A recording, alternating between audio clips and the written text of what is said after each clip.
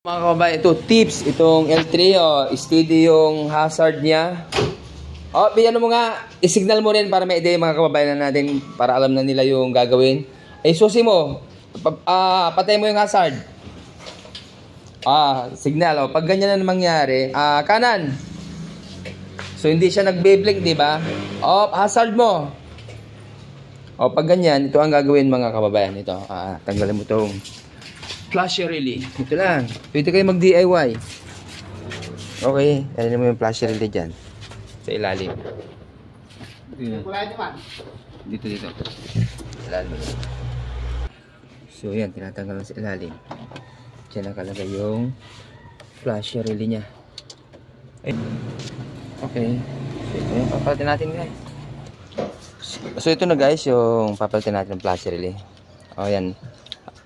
Pwede naman to basta pares na yung letter B nandito rin battery, dahil ito dalawang klase, yung positive niya nandito sa kanan, so ito pares naman. Okay, sige, salpak testing. Ito yung steady. Ito lang yung gagawin pag ganun na mangyari sa inyo. Pwede na kayo ang gagawa, boss.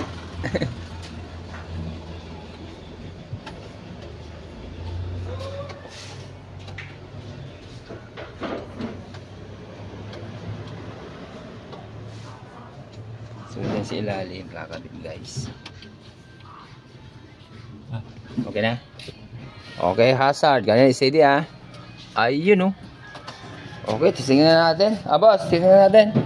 Okay na ba? Okay sa alright na? Ayun signal mo ba? Signal. Susi, bago signal.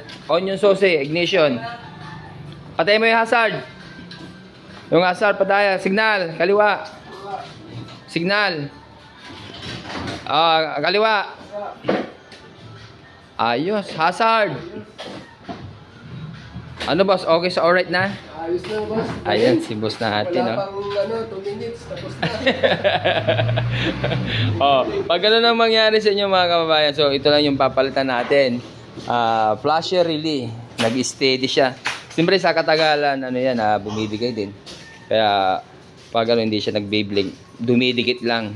Hindi siya nag-blink, nag-hazard. Okay? Pag mga ganyan na ang problem, punta lang kayo dito sa John Denver Car Aircon and Automobile. Dito lang yung piso namin guys sa 2254 PB9 Street, Bangkal, Makati City. Okay, ito yung mga services offer natin. Kung may problema ang alarm mo, power lock, power window, headlight switch, solar pan, wiper motor, ayan, kareko. Ito yung mga services offer natin guys. Okay, pre-check up and estimate tayo. All works guaranteed. Okay, maraming salamat po.